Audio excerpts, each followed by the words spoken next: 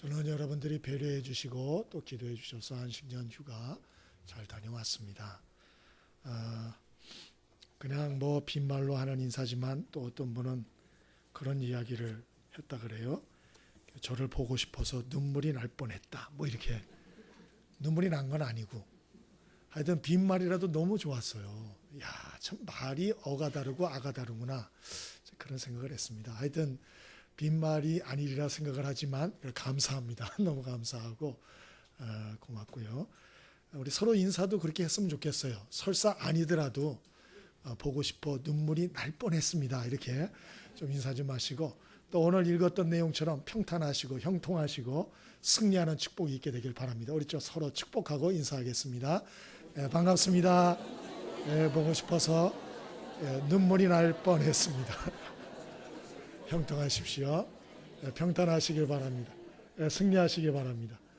감사합니다.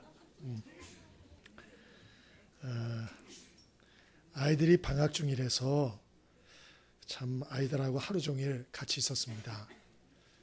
이제 언제 또 올지 모르지만 나중에 안식년 휴가를 혹시나 가면 애들하고 따로 있어야겠다 생각도 했어요. 하루 종일 있으니까 좋은 것들도 많은데 지들끼리 하루 종일 싸우고 말 안 듣고 잔소리하고 공부는 안 하고 게임만 하고 텔레비만 보고 놀기만 하고 외모나 가꾸려 그러고 다이어트 한다고 밥 굶고 씨름하고 무자식이 상팔자일 수도 있겠다 이런 생각을 잠깐 했었습니다.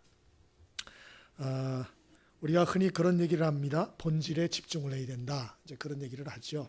그래서 오늘 본문 제목도 본질에 집중하라. 오늘 이렇게 제목을 잡았는데요.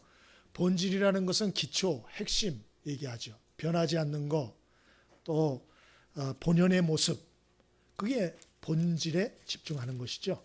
좀 더 쉽게 얘기를 하면 아버지는 아버지답고 엄마는 엄마답고 어른은 어른답게 행동을 하고 애는 애답게 행동을 하고 또 목사는 목사답고 또 교사는 교사답고 학생은 학생답고 그게 본질에 집중하는 거예요, 사실은. 예?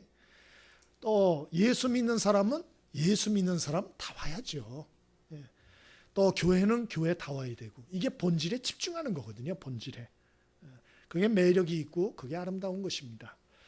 특히 우리 삶 속에 인생의 기로에 서 있을 때 또 인생의 중대한 상황에 있을 때 이때는 정말 본질에 집중을 해야 돼요.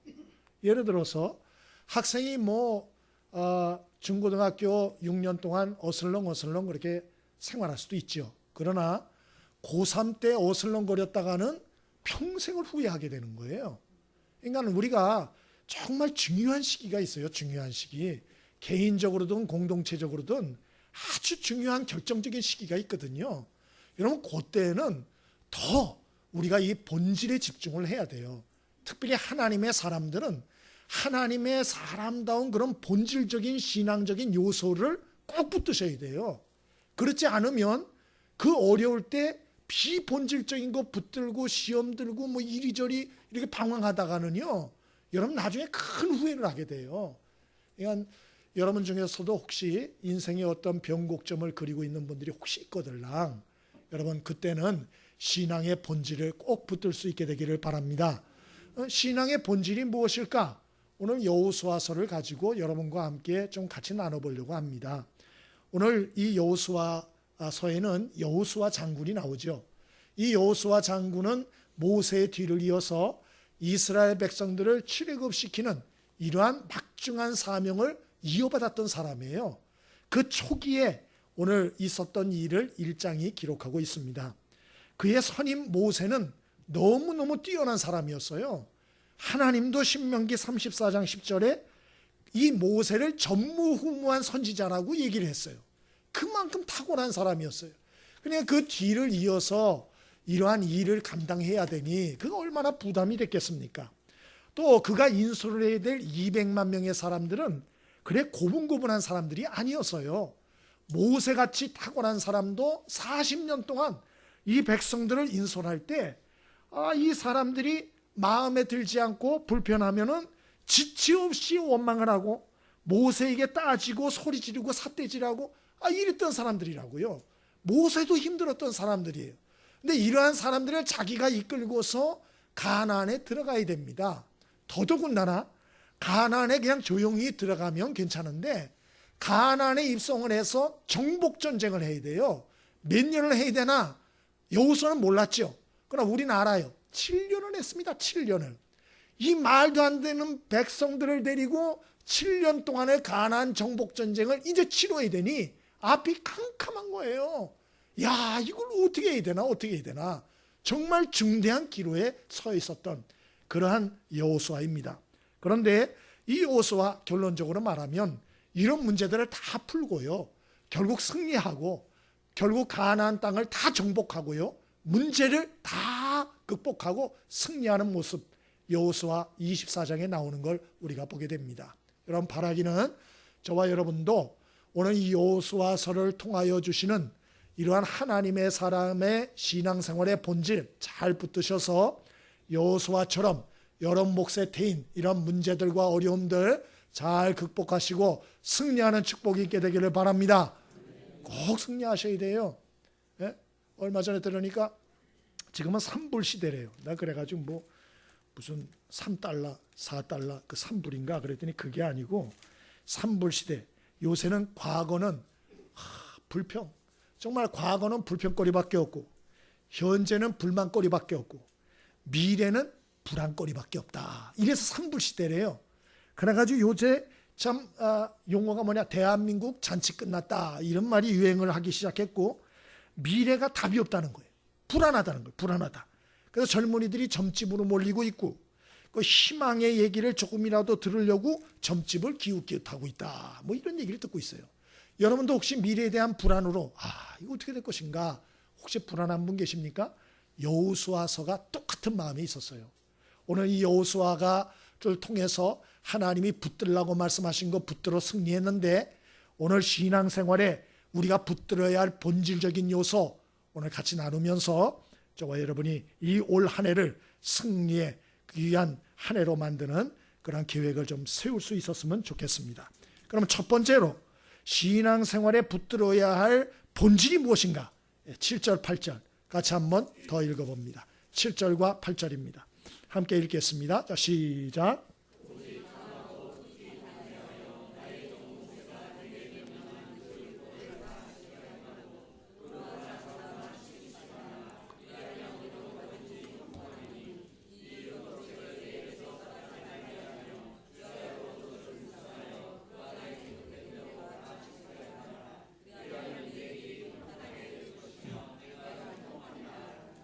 아멘. 첫 번째로 하나님이 모세를 딱 세우고서 그가 붙들어야 할 신앙생활의 본질, 인생을 승리하기 위해서 붙들어야 할 본질이 뭐냐? 첫 번째가 하나님의 말씀이다. 그렇게 얘기를 하고 있어요. 이제 모세를 뒤를 이어서 가나안 정복 전쟁을 이끌어야 되는데 하나님은 뭐라 그러냐? 야, 너 마음을 강하고 담대히 하고 하나님의 말씀과 지시 거기에 집중하고 그리고 하나님이 너에게 뭐라고 지시하고 말씀하든지 그 말씀대로 실천하기 위해서 용기를 내. 그 일에 강해야 돼. 그 일에 용기를 내야 돼. 이렇게 말씀하고 있어요. 예? 근데 이게 위로가 될까요? 지금 불안해 죽겠는데. 이제 전쟁을 해야 되는데 불안해 죽겠는데 하나님은 나타나서 좌우로 치우치지 말고 내가 너에게 지시하는 그 말, 그 하나님의 말씀 묵상해. 그리고 붙들어. 그리고 그 지시대로 순종해. 그러면 형통하고 평탄하게 될 거야. 이게 위로가 되었을까? 생각을 해보면 그렇게 위로가 되진 않았을 것 같아요. 그 왜 그러냐? 현실성이 없어요. 현실성이. 예? 좀 실질적으로 도움이 되려면 하나님이 나타나서 여호수아야 걱정하지 마라. 내가 가나안 정복 도와줄게. 너 백성들을 이렇게 편성을 해. 백성들을 지금부터 이렇게 훈련시켜. 무기는 내가 어디다가 감춰뒀으니까 그거 가지고 준비를 해. 그리고 첫 작전은 요렇게 해. 두째 작전은 요렇게 요렇게 가르쳐줘야 현실적으로 도움이 안 됩니까? 근데 하나님은 그렇게 안 가르쳐줬어요. 그런 얘기도 안 했어요. 예? 여러분 이거 뭘 가르쳐주는 거예요 우리에게? 하나님의 사람들은 문제를 붙들고 씨름하지 말라는 거예요. 상황이나 사건을 붙들고 씨름하지 말고 하나님이 주신 말씀을 붙들고 씨름해야 된다는 것입니다. 그게 신앙생활의 본질이라는 것이에요. 그러면 하나님 내 문제 또 내 어려운 거는 어떻게 하신단 말이에요? 그거 하나님 어떻게 그럼 책임질 거예요? 예, 책임지겠다는 거예요. 우리가 하나님이 주신 말씀, 그 지시, 그것이 어떤 때 그대로 순종하며 사는 것이 부담스럽고 어리석어 보이고 미련해 보이고 답답해 보이고 융통성이 없어 보이고 꽉 막혀 보이지만 그럼에도 불구하고 하나님이 내게 지시하신 그 말씀, 그 말씀을 붙들고 우리가 순종하려고 최선을 다하며 살아갈 때에 하나님 말씀하시는 거예요. 그러면 내가 네 인생을 책임질게. 오늘 그렇게 말씀하는 거예요. 여러분, 이 말씀은 대단히 우리에게 모험을 걸어야 하는 말씀이에요. 그러나 결국 여호수아는 이 말씀대로 순종하여 승리했습니다. 여러분, 올 한 해 여러분의 인생 가운데 정말 하나님의 축복과 은혜와 승리의 체험을 하시고자 한다면 문제와 씨름하지 마세요.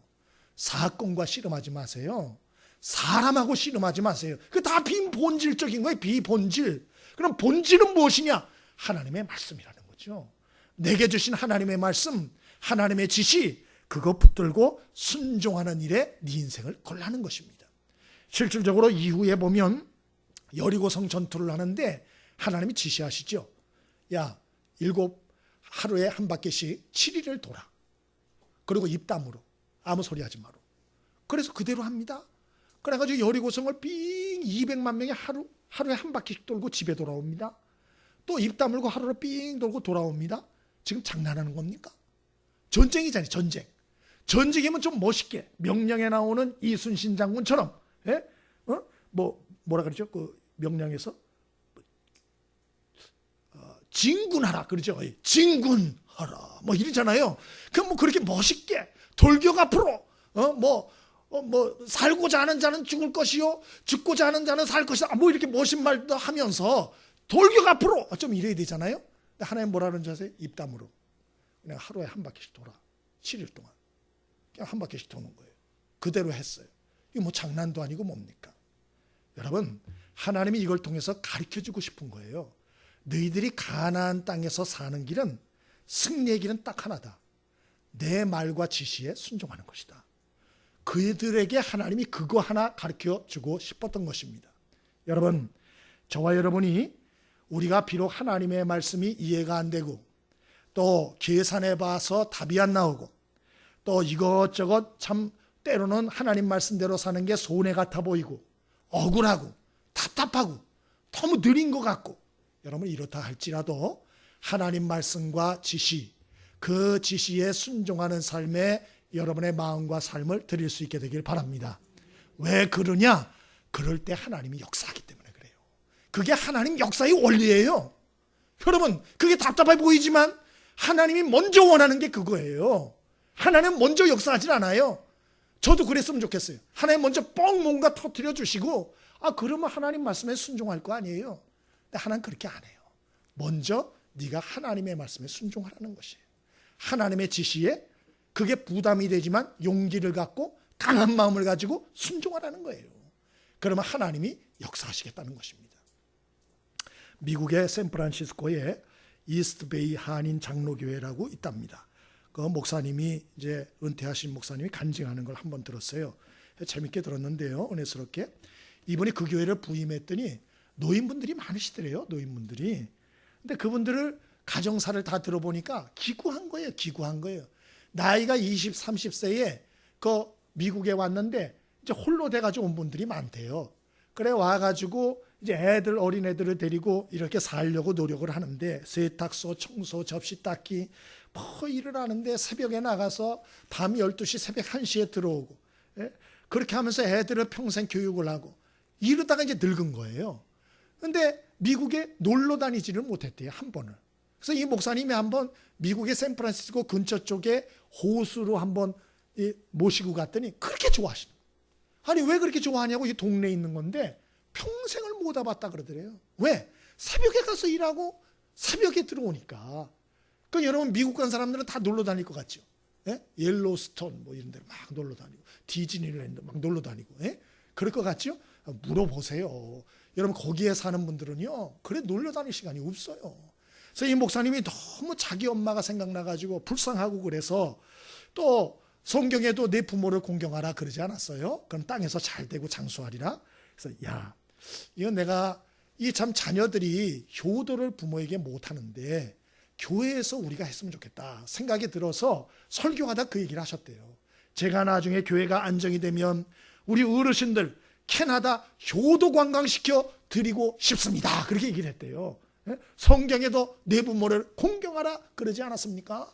그러니까 우리 교회가 안정이 되고 좀 재정적으로 여유가 있어지면 우리 어르신들을 전체 캐나다 효도 관광 시켜드리십니다. 그래서 다 좋다 그랬대요. 다 좋다 그랬대요. 교회가 드디어 안정이 되고 부흥을 하고 드디어 이제 약속을 지키려고 교회에서 재정을 $8,000를 얘기를 해서 뺐답니다. $8,000면 1,000만 원밖에 안 돼요. 1,000만 원. 옛날 얘기니까 그래요. 1,000만 원. 옛날엔 컸죠. 그래서 어르신들한테는 비행기 값만 마련을 하시라고. 그래 해가지고 재직회 통과하고 공동의회 통과하고 한 달 전에 교회 주보에다 광고를 했대요. 근데 문제가 생긴 거예요.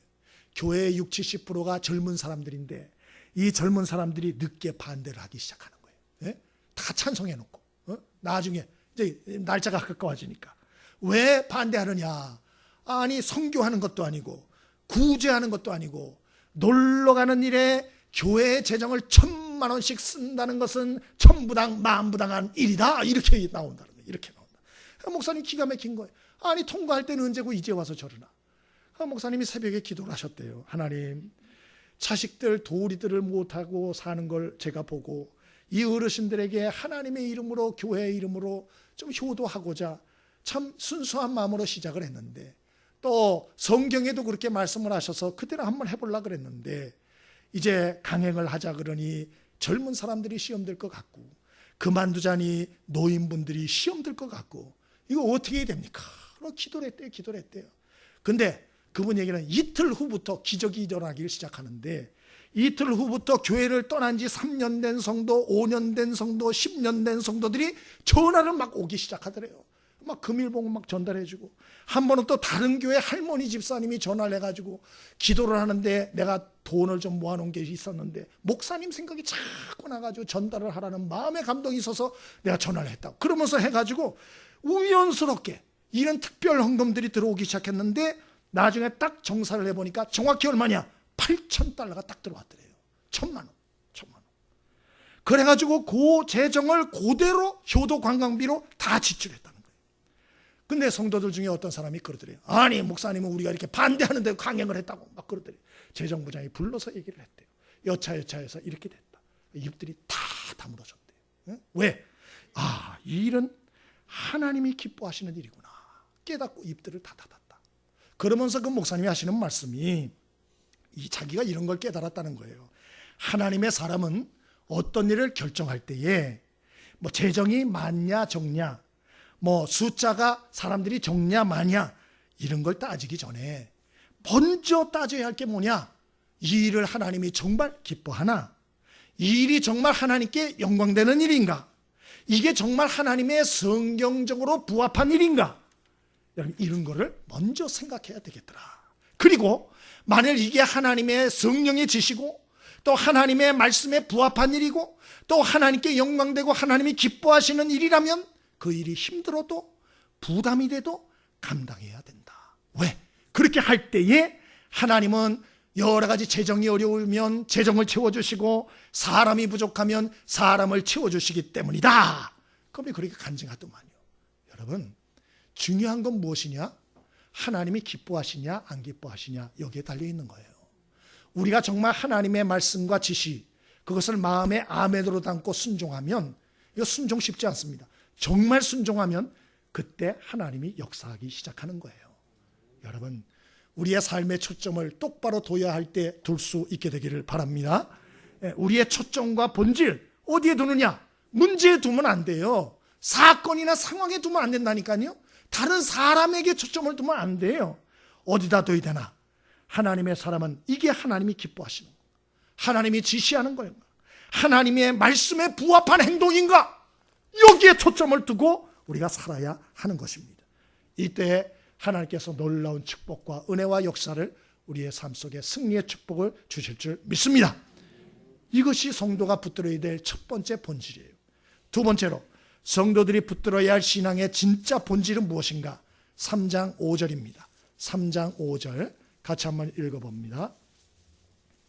3장 5절 우리 함께 읽습니다. 자, 시작. 여호수아가 또 백성에게 이르되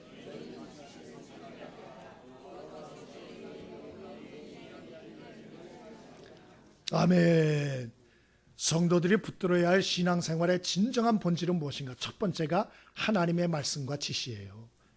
그 하나님의 말씀과 지시는 부담이 돼도 여러분 용기를 내셔서 순종하셔야 됩니다. 두 번째로는 신앙생활의 본질이 무엇인가? 그것은 성결함에 있다. 오늘 그렇게 말씀해요. 성결함, 성결한 삶. 하나님은 이스라엘 백성을 요단강 앞에 오게 하셔서 3일을 보내게 하십니다. 3일. 근데 당시에는 15절에 보니까 모맥을 거두는 시기였다. 이 시기에는 이른비가 오고 또 헐몬산에 눈이 녹아서 합쳐져서 이 요단강에 홍수가 이렇게 넘치거리는 그런 때예요. 3일을 바라보게 하는데 그 홍수가 잦아지질 않는 거예요. 여자나 어린아이, 노인, 짐승 건널 방법이 없는 거예요. 그때 하나님이 5절에 말씀합니다. 너희 스스로를 성결케 하라. 하나님께서 내일 너희 가운데 기사를 행하시리라. 그렇게 말씀해요. 다른 말로 하면 하나님은 언제 역사하시나? 우리가 성결할 때, 우리의 마음과 삶이 거룩하게 정리되어질 때 하나님 그때 역사하신다. 우리 교훈을 주는 것이죠. 하나님은 초신자들이 기도하면 금방 들어주세요. 왜? 그래야 믿음을 갖거든요. 예? 그러니까 초신자들은 기도를 좀 많이 하세요. 근데 어떤 분은 그런 얘기도 들었어요. 횟집을 이렇게 하시는데 그 저녁 때 시간이 문 닫을 시간이 됐는데 회가 좀 남았대요. 이렇게 준비한 게. 그래서 기도를 하셨대요. 하나님, 한 팀만 따고 오면 깨끗하게 끝날 것 같은데 한 팀만 따고 와서 깨끗이 끝나게 해주십시오. 딱 끝났는데 단체팀이 딱 들어오더래요. 문을 털털 열고 지금 어떻게 장사하시나요? 그러고 들어오더래요. 그런 막 체험한 얘기를 막 하더라고요. 여러분, 초신자 때는 그렇게 응답을 그래도 잘 해주십니다. 그런데 신앙생활이 한 5년 이상 되면요, 그렇지 않아요. 기도해도 잘 응답을 안 해주세요. 근데 왜 그러는지는 아셔야 돼요. 나만 미워하시나 봐. 그게 아니라니까요. 그 포인트를 잘못 잡아서 그래요. 여러분, 하나님은 우리에게 왜 문제를 주시나? 사도 바울도 몸의 가시를, 육체의 병을 안 낫게 해주셨다 그랬잖아요. 그거 왜 그러냐? 하나님은 그 문제를 통해서 우리 자신을 좀 가다듬고 깊이 있고 온전하고 성숙한 믿음의 사람으로 세우길 원해서 그런 거예요. 세우길. 예? 그래서 로넨 커닝햄이라는 그 예수전도단 대표되는 분이 그런 얘기를 했어요. 신앙의 성숙을 원하는가? 그러면 하나님께 100만 불짜리 질문을 던져라 그랬어요. 그러니까 하나님께 던져야 할 100만 불짜리 신앙의 질문이 무엇이냐? 이거라요. 문제가 딱 왔을 때 하나님, 이 일을 통해 무엇을 말씀하고 싶으십니까? 하나님이 이 사건을 통해 저에게 원하시는 것이 무엇입니까? 이 질문에 초점을 맞춰라. 그렇게 얘기를 했어요. 여러분, 우리가 신앙생활을 오래 해도 이 문제가 그쳐지지 않으면 하나님의 의도가 있다는 걸 아셔야 돼요. 그 의도가 뭐냐? 기도의 자리로 끌어내는 거예요. 첫 번째가. 기도의 자리로 끌어내서 뭐 하려고 그러냐? 그 문제를 놓고 막 기도하게 하는 거죠. 이 문제를 해결해 달라고 막 기도하게 하는 거죠. 두 번째, 하나님 목적하시는 게 뭐냐? 문제를 놓고 기도하다가 뭘 깨닫느냐? 자기 자신을 깨닫게 하시길 원해요. 그래서 예전에는 이 문제가 문제다 생각했는데 기도를 하다 보니까 내가 문제예요. 내가.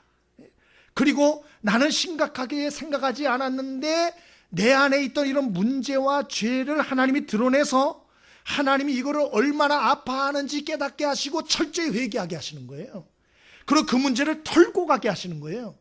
하나님은 대충 넘어가진 않아요. 그래서 그 잘못된 생각과 주장과 고집을 꺾게 하시고 내 거친 성품을 다듬어 주시는 거예요. 여러분, 그 후에 하나님이 역사하시는 거예요. 하나님은 금그릇, 은그릇을 사용하지 않고 어떤 그릇을 사용한다 그랬죠? 질그릇을 사용한다 그랬어요? 그런 성경은 제가 본 적이 없는 것 같은데. 예, 하나님은 금그릇, 은그릇을 사용하지 않고 어떤 그릇이요? 깨끗한 그릇을 사용하신다 그랬잖아요. 우리는 너무 하나님을 사랑의 하나님으로만 알고 너무 신앙생활을 가볍게 경박스럽게 하는 경향이 있어요. 그렇지 않아요. 하나님은 거룩한 하나님이세요. 그래서 우리를 하나님께서는 그냥 두지 않아요. 우리가 정결하지 않고 정리되지 않고 엉망으로 여러분 살아가면은 하나님이 정리를 시키십니다. 근데 그 정리를 시킬 때 무서워요. 문제를 주세요. 기도해도 금방 응답도 안 해요. 그 왜 그러나? 정리하라는 거예요. 정리. 내 속에, 내 삶 속에 하나님이 기뻐하지 않는 것들을 과감하게 여러분 정리하라는 것입니다. 오늘 그렇게 할 때 하나님이 놀라운 일을 행해 주신다. 여러분, 저와 여러분이 각자 이런저런 문제가 있을 수 있어요. 여러분, 그런 문제와 씨름하지 말고 자신 안에 있는 문제와 씨름하세요. 그리고 하나님 앞에 회개할 건 회개하고 정리할 건 정리하셔서 성결한 그릇으로 자신을 세울 수 있게 되길 바랍니다. 그때 하나님의 역사가 시작된다. 여호수아서에 보면 아이성 전투가 있었어요. 가나안 정복 전쟁을 할 때 승승장구했는데 아이성은 조그만 성이었어요. 여리고 성도 무너뜨렸는데 아이성은 성에서는 대패합니다. 거기서 많이 죽어요. 뭐가 잘못됐나? 작전이 잘못됐나? 무기가 없었나? 아니, 이유는 딱 하나예요. 아간의 죄 때문에 그렇기 때문에. 이렇게 성경이 나와요. 아간이라는 죄 때문에. 여러분, 하나님은 교육을 하십니다. 하나님은 사람들이 죄와 손을 잡으면, 특별히 하나님의 사람들이 죄와 손을 잡고 회개하지 않으면 연약한 아이성 같은 이런 나라나 사람들 문제 앞에서도 무너지고 모욕당한다는 것을 성경을 통해서 가르쳐주는 거예요. 그러므로 모욕당하지 않고 무너지지 않기 위해서 절대로 죄와 손잡지 마시고 하나님과 손잡으시고 그리고 자신을 하나님의 말씀과 은혜로 정결케 하는 저와 여러분의 인생 되어지기를 바랍니다. 마지막 세 번째로 우리가 붙들어야 할, 하나님의 사람이 붙들어야 할 신앙의 본질이 무엇인가? 5장 2절 같이 한번 읽어봅니다. 5장 2절.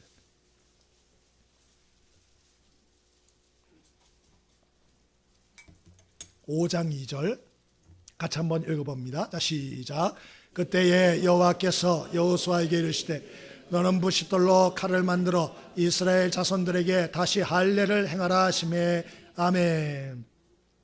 첫 번째로 신앙생활의 진짜 본질은 무엇인가? 말씀을 붙들고 순종하는 거예요. 두 번째는 무엇인가? 성결한 삶을 세우는 것입니다.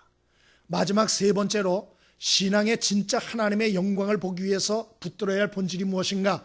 오늘 성경에 보니까 예배의 삶을 세우는 것이에요. 예배의 삶에 헌신하는 것입니다. 여러분, 요단강을 하나님의 기적으로 건넜어요. 드디어 자신을 성격케 할 때 하나님이 요단강을 갈라주셨어요. 그래서 무사히 그 어려움을 극복합니다. 그런데 하나님은 뭐라고 명령을 하나? 돌격 앞으로, 진군 앞으로. 야, 이제 이 요단강도 건넜으니까 가나안 민족이 이 소식을 듣고 불불 떨 것이다. 초전박설, 기선제압, 선빵을 날려라. 뭐 이러면서 하나님 막 진군시킬 것 같은데 하나님 뭐라 그러나? 그러지 않고 스톱. 할례를 행하라. 그렇게 말해요. 할례는 뭐죠? 남자들의 상식기의 표피를 제거하는 거죠. 근데 왜 할례를 행하라 그랬나? 10절에 보니까 유월절을 지키기 위하여 이렇게 돼 있어요. 유월절을 지키기 위해서. 이게 무슨 말이냐? 당시 기간이 유월절이 된 거예요. 유월절이. 유월절에는 일주일씩 모여서 예배드려야 돼요. 하나님께. 특별한 절기예요. 특별한 절기. 근데 문제는 이 유월절 절기를 지키기 위해서는 이 다음 세대들이 할례를 안 받았거든요. 지금으로 말하면 세례와 같아요. 세례를 받지 않았으니까 이런 절기나 이런 거를 지킬 때 제대로 할 수가 없죠. 그래서 하나님이 이 다음 세대들에게 할례를 행하라 그런 거예요. 왜? 유월절을 지키기 위해서. 여러분, 다른 말로 하면 유월절 지키는 게 전쟁보다 더 중요하다는 거예요. 지금 이스라엘 백성들은 전쟁이 더 중요한 줄 아는데 아니야. 나에게 너희가 절기를 지키고 예배하는 게 더 중요해. 오늘 그 얘기를 하고 계시는 거예요. 단순히 적용하면 전쟁이나 아니면 문제보다도 예배를 더 중요시 하라. 오늘 그렇게 우리에게 말씀하고 있는 것입니다. 왜 이런 명령을 하나? 이제 가나안 땅에 들어가면 이게 온갖 우상의 문화가 가득해요. 아주 타락하고 퇴폐한 문화가 가득하다고요. 근데 여기 가가지고 이스라엘 백성이 어떤 하나님을 예배하는 삶이 없이 정복 전쟁을 하다가 보면 가나안 땅의 문화에 동화돼요. 타협해요. 그리고 다 쓰러질 수밖에 없는 거예요. 정신적으로. 그래서 하나님이 들어가기 전에 미리 정신 상태부터 하나님이 새롭게 하는 거예요. 너희들은 전쟁이 중요한 게 아니야. 정복보다 더 중요한 게 있어. 너희들 정신과 믿음을 지키는 거야. 그걸 어떻게 지키느냐? 예배를 통해서 지켜라. 오늘 그 말씀을 하고 있는 것입니다. 여러분, 저와 여러분이 하나님께 드리는 예배 시간을 좀 소중히 여기고 그 예배 생활을 좀 견고히 세울 수 있게 되길 바랍니다. 서울에 연예인들 많이 나오는 교회가 있어요. 그 연예인들이 아주 바쁜데도 그렇게 예배를 잘 드린대요. 신기하지 않으세요? 얼마나 바빠요. 예? 그 고아란가 누군가 그 친구도 그렇게 신앙이 좋답니다. 예? 그래가지고 그 친구는 수요 예배, 주일날 오전 오후 예배, 새벽 기도까지 나오고 막 그런다 그러더라고요. 아니 그렇게 바쁜데 어떻게 그렇게 예쁜 연예인이 어쩜 그렇게 신앙생활을 잘할까? 우리 교회도 좀 몇 주시면 좋은데 전도 금방 될 텐데 젊은 사람들 여러분 그렇게 신앙생활 잘한대요. 그래서 그 목사님이 그랬대요. 아니 바쁠 텐데 어떻게 그렇게 열심히 예배 생활을 할 수 있냐고 그래 한번 물었대요.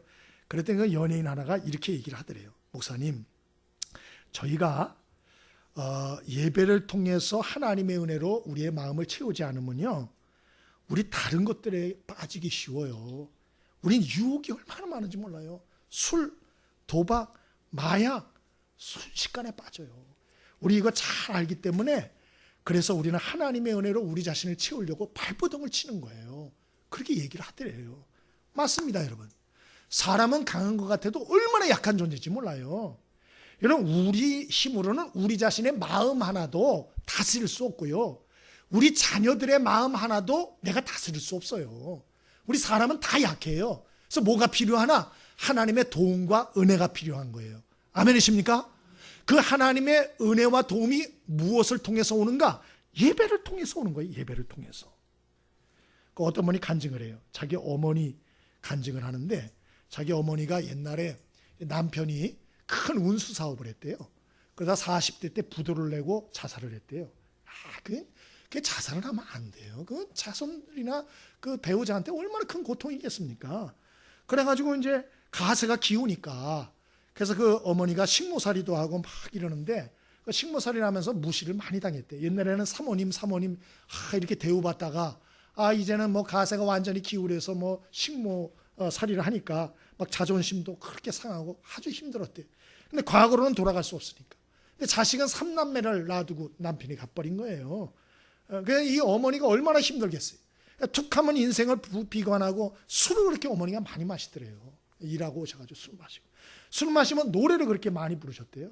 그래서 자기 어머니의 18번이 처음에는 이미자 씨의 울어라 열풍아. 못 견디게 괴로워도 울지 못하고 가는 님을 웃음으로 보내는 마음 이런 거 이제 아버지 생각하면서 울어. 아시는 분 계세요? 이미자의 울어라 열풍아. 술 마시고 막 또 유정철리 가련다 떠나련다 어린아들의 손을 잡고 아시죠?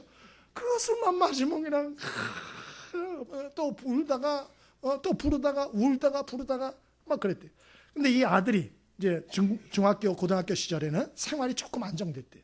그래서 아들이 이제 기타 반주를 하면 그때 어머니가 18번이 바뀌었는데 최병걸의 난 정말 몰랐었네. 발길을 돌리려고 바람 부는 대로 걸어가도 이거 저 알아요. 저도 내 부를 수는 없어요. 그래서 이 노래를 그렇게 돌아서지 않는 것은 미련인가 아쉬움인가 이 18번 술 마시면 그냥 막 부르다가 막 엉엉 울고 그냥 이렇게 18번이 바뀌었대. 근데 감사한 것은 자기 어머니를 이웃 사람 아줌마가 전도를 해가지고 교회를 가게 된 거예요. 거기서 예배 시간에 은혜 받고 위로받게 된 거예요. 할렐루야. 그래가지고 어머니가 교회를 열심히 다니기 시작한 거예요. 나중에 열심히 다니셔가지고 권사님까지 됐대요. 성경도 열심히 읽으시고. 근데 18번이 바뀌었대요. 18번이 뭘로 바뀌었나? 28장 복의 근원 강림하사. 복의 근원 강림하사 찬송하게 하소서. 그 찬양. 또 나의 갈 길 다가도록 예수 인도하시니 내 주 안에 있는 긍휼 어찌 의심하리요. 믿음으로 사는 자는 하늘 위로 받겠네. 그다음에 어떻게 되죠? 무슨 일을 만나든지 만사형통하리라. 무슨 일을 만나든지 만사형통하리라. 그 어머니가 예수를 믿으면서 인생을 비관하고 술 힘으로 살던 어머니가 예배를 통해서 하나님의 은혜를 받고 완전히 변하셨다는 거예요. 18번도 변하고. 세상 사람은 가세가 기울어서 자기를 무시하고 그러는데 하나님은 자기를 무시하지 않고 사랑해주고 구원해주고 하나님의 자녀로 특별 대우해주고, 이게 너무 좋다. 너무 좋다. 너무 좋다. 세상에서는 그렇게 무시를 받고 서러움이 많았는데 교회 가니까 서러움 안 주더라는 거예요. 서러움 안 주더라. 그 하나님이 너무 좋더라는 거예요. 그러면서 이분이 하는 말이, 어머니가 93세까지 사시다가 소천하셨대요. 그래가지고 세 남매가 다 잘 돼가지고 전부 다 사장 뭐 다 잘 돼가지고 나중에 춤추다가 돌아가셨대요. 춤추다가 너무 좋아가지고. 그래서 하시는 말씀이, 예배가 우리 어머니를 살렸다. 예배가 우리 어머니 살렸다. 만약에 예수 안 믿고 그랬다면 어떻게 해요? 갈 길을 뭐 이래 노래 맨날 부르고 유정철이 가련다 떠나련다 술 퍼 마시고 막 이러다가 요절했어요. 요절. 십중팔. 여러분, 예배는 우리를 살리는 힘과 능력이라는 걸 잊지 않게 되길 바랍니다. 예배를 통해서 하나님 우리를 살려주세요. 살려주세요. 우리의 영혼을 살려주시고요, 우리에게 용기를 주시고요, 위로를 주시고요, 살 힘을 주시고요, 지혜를 주시는 거예요. 예? 여러분의 18번은 뭐예요? 야야야 뭐, 내 나이가 어때서 뭐 창피한 줄 아세요? 부를 수는 있지만 저와 여러분의 18번이 찬송이 될 수 있길 바라고요. 하나님이 여러분 노래의 18번이 되길 바랍니다. 하나님이 나의 노래, 나의 구원, 나의 소망, 이래 돼야 되는 거예요. 그러면 뭐 예배를 아무렇게나 드리면 하나님이 위로와 힘과 능력을 주시나? 그렇지 않아요. 똑같이 예배를 드려도 어떤 사람은 은혜를 받고 하나님의 또 힘을 받고 능력을 받고 감화 감동을 받는데 어떤 사람은 맹숭맹숭해요. 그 왜 그러나? 두 가지 때문에 그래요. 잘 들으세요. 첫 번째, 준비된 예배를 안 드려서 그래요. 여러분, 예배를 통해서 은혜 받으려면 준비를 하셔야 돼요. 준비를. 여러분, 예배는 하나님과의 만남이에요. 어른과의 만남이라고요. 여러분, 사람하고 만날 때 준비 없이 만나면 그 관계가 좋아집니까? 나빠집니까? 안 좋아지죠. 예? 여러분이 누구 연애나 이런 거를 할 때 서로 만날 때 자던 머리 부시시하고 나갑니까? 예? 집에서 아무거나 입던 거 가지고 이래 입고 나갑니까? 아니죠.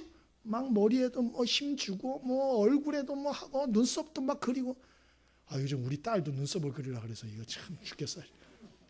하여튼 뭐 이쁘게 하려고 그러면 막 그러잖아요. 여러분, 그렇게 정성을 기울여서 만날 때 그 관계가 그래도 좋아지는 거예요. 하나님과의 만남이 예배란 말이에요.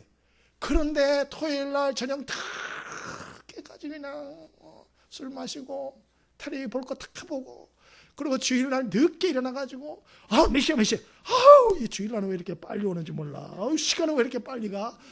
바빠 죽겠는데 내가 교회 갈 시간이 어디 있는데 가주는 것만도 고마운 줄 알아. 막 이러면서 막 정신없이 달려와가지고 11시 예배인데 11시 5분에 10분에 들어와서 딱 앉아서 있으면 은혜가 될까요? 안 될까요?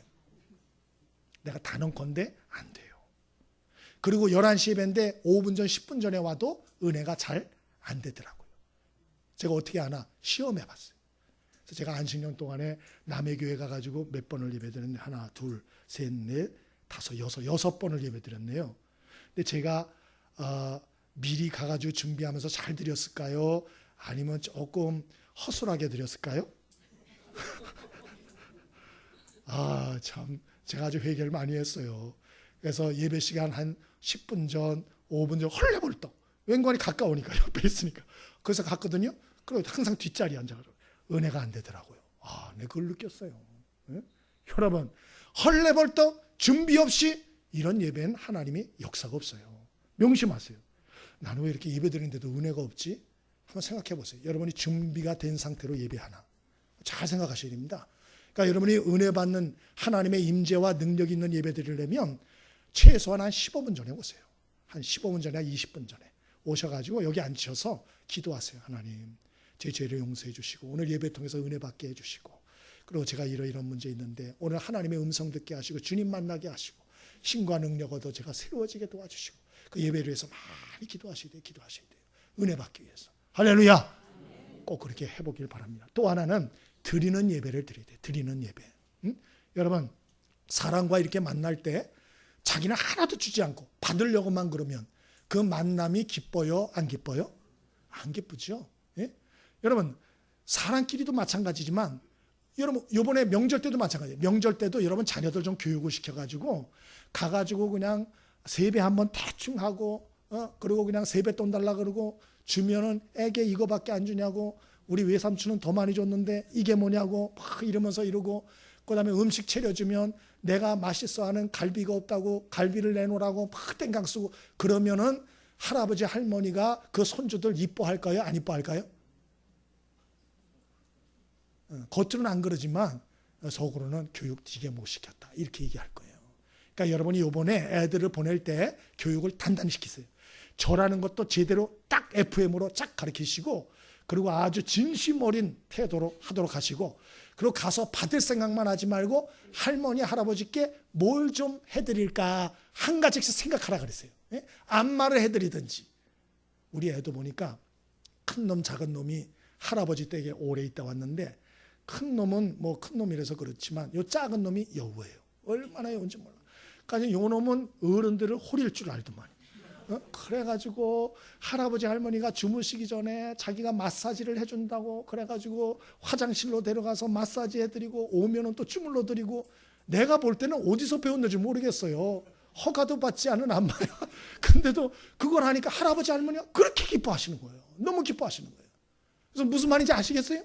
하나님과의 관계에 있어서도 왜 나는 은혜가만 예배 드려도 은혜가 못 받은 것 같고 왜 감격이 없고 그렇지? 한번 여러분 신앙생활 예배 태도로 생각해 보셔야 돼요. 그래서 예배를 드릴 때는 은혜를 한번 줘보시든지 이러지 말고요. 드리는 예배를 드리세요. 그래서 찬송 하나라도 마음을 담아서 크게 하나님께 찬송을 드리세요. 아멘이십니까? 찬송할 때 가만히 있으시면 안 돼요. 또 기도를 한마디 누가 대표 기도를 하더라도 자기의 마음을 담아서 내 기도로 하나님께 올리세요. 그렇게 하셔야 돼요.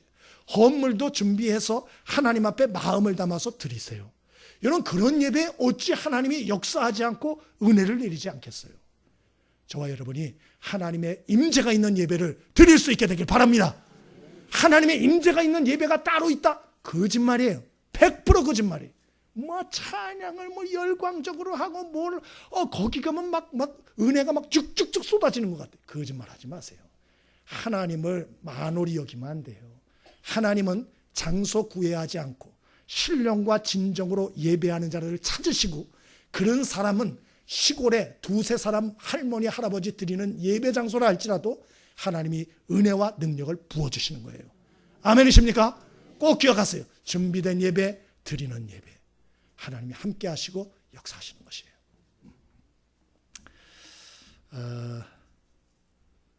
예배를 안 드리면 어떻게 될까?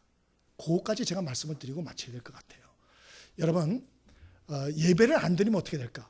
이 예배 이 걸리적거려 가지고 나는 여행을 한번 못 가. 주일날 예배 드리지 수요 예배 있지.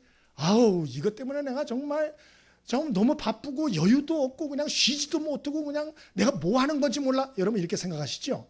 그래서 여러분이 예배를 빠져먹으면 어떻게 될까? 제가 3가지로 답을 드릴게요. 첫 번째, 처음에 기쁨이 충만합니다. 기쁨이 올 거예요. 그럼 웬고하니 이 시간에 교회 갈 시간인데 내가 이 시간에 더 누워있고 라면이라도 끓여 먹고 4시간 너무 여유 있어. 너무 좋을 거예요. 환희와 기쁨이 올 것입니다.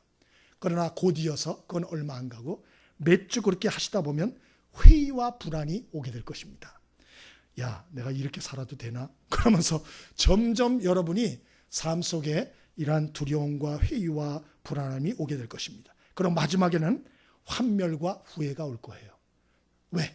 여러분이 그러한 삶을 통해서 사탄이 여러분을 완전히 잡아서 여러분에게 있었던 귀한 것들을 다 없이 할 것이기 때문에 아름다운 것들을 다 파괴할 것이기 때문에 나중엔 후회와 파멸이 남는다. 별주부전을 기억하시면 좋겠어요. 영국 나라에서 거북이가 토끼의 간을 용왕이 먹으면 낫는다는 얘기를 듣고 육지로 나왔습니다. 그래서 토끼를 꿰입니다. 별천지를 보여주겠다. 그래가지고 드디어 토끼를 거북이가 등에다 업고 영국으로 내려갑니다. 별천지입니다. 너무 멋있습니다. 환희입니다. 기쁩니다. 너무너무 기뻐. 이런 세계가 있었구나. 내가 이런 세계를 모르고 여태까지 살았다니. 예배 멀리하고 살면 첫 번째가 환희 기쁨이라니까요. 우와 우와. 두 번째, 점점 회의와 불안함이 옵니다. 이상하다. 그 거북이 등에 토끼가 그것을 구경하고 이렇게 하는데 점점 분위기가 이상합니다. 뭔가 분위기가 이상함을 느끼기 시작합니다. 왜? 영적이기 때문에. 여러분 마찬가지, 예배 생활을 멀리하고 멀리 가면 불안하고 회의가 오기 시작합니다. 마지막 세 번째로는 어떤 일이 벌어지죠? 드디어 칼을 든 사탄이 뭘 내놓으라 그러죠? 토끼한테? 간을 내놓으라 그럽니다. 간을. 여러분 똑같은 일이 사탄이 우리에게 노리고 있다는 걸 여러분 아셔야 돼요. 그래서 우리가 예배를 멀리하고 하나님의 은혜를 받는 생활을 우리가 끊어버리면 처음엔 좋아요. 근데 점점 불안과 회의가 옵니다. 그러고 나중에는 여러분 후회와 파멸밖에 그 인생에 남는 것이 없습니다. 오늘 말씀 여러분 잘 기억하시고, 오늘 신앙생활의 본질이 무엇인가? 오늘 세 가지 말씀드렸습니다. 첫 번째, 하나님의 말씀. 두 번째, 성결의 삶. 마지막 세 번째, 예배하는 삶. 꼭 붙으셔서 올 한해 승리하시고 하나님의 은혜로 간증의 주인공을 되는 은혜가 있게 되길 바랍니다. 우리 찬송한 자